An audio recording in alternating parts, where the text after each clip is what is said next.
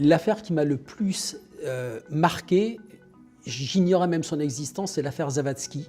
Un grand gaillard, solide et très sportif. Et pourtant, en février 98, il rentre tout juste d'une mission en Afrique, au Gabon, et il tombe malade, d'une drôle de maladie, de drôles de symptômes qui étonnent ses amis, ses collègues de travail, mais pas sa femme, ni son médecin.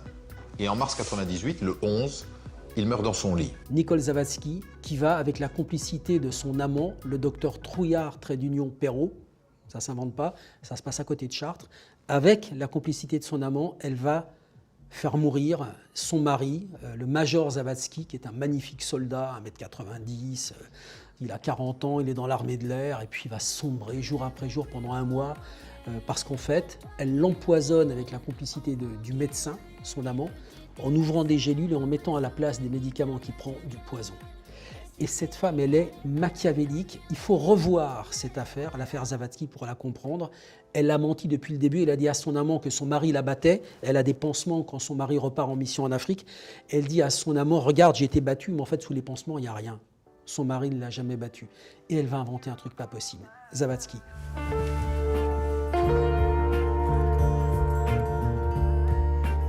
Youssouf Fofana, gang de barbares, parce que je trouve que cette affaire est tellement incroyable que Fofana ait pu embarquer avec lui dans ses crimes 27 personnes de la cité de la Pierre Plate à Bagneux pour leur faire faire ce truc, mais tellement insensé, tellement fou. Sa grande idée, enlever des juifs. Parce que pense-t-il, ils ont de l'argent et qu'ils sont solidaires. L'entreprise ne marche pas tout de suite, certains en réchapperont, pas Ilan Halimi. J'arrive pas à y croire, y compris le gardien d'immeuble qui va prêter un appartement dans lequel on va séquestrer et torturer le pauvre Ilan Halimi. Ça, c'est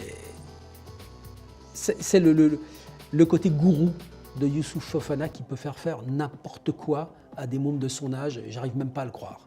Donc ça, c'est insensé.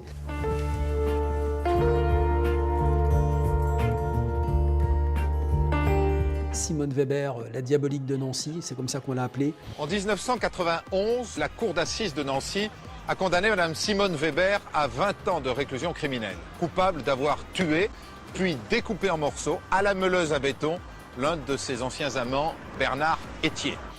Alors Simone Weber, elle est fabuleuse parce qu'elle a X avocats, elle raconte n'importe quoi, elle ment tout le temps.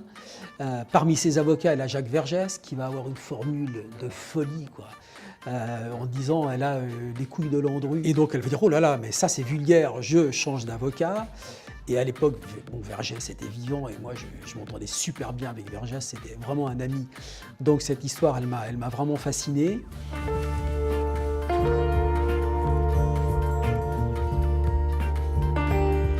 Christian Ranucci s'attendait à être gracié.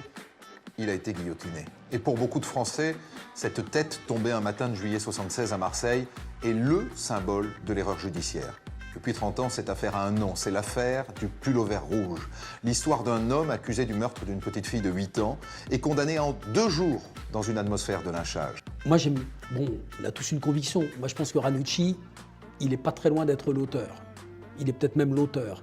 Et c'est pas tellement l'erreur judiciaire ou la possible erreur judiciaire, c'est le début du film. On a un avocat qui s'appelle Jean-François Le Forcenet, qui est un Marseillais, qui est mort depuis. Il avait 3 avocats, Guidicelli, Paul Lombard, Le Forcenet. On a Le Forcenet face caméra, qui nous raconte le début de l'affaire Ranucci, qui dit « Il est 4 h du matin, le téléphone sonne chez moi, je sais pourquoi on m'appelle. Ranucci va être guillotiné. La demande de grâce à Valéry Giscard d'Estaing a été refusée. Je me lève. J'arrive au Baumette, je suis devant la porte de la cellule, les surveillants ouvrent la porte, Ranucci dort, il se précipite sur lui, il se demande ce qui se passe, il dit « je vais appeler mes avocats ».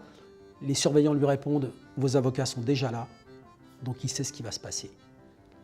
On l'entrave, on le traîne dans les couloirs, il y a des couvertures sur le sol, c'est Le Forcenet qui raconte ça.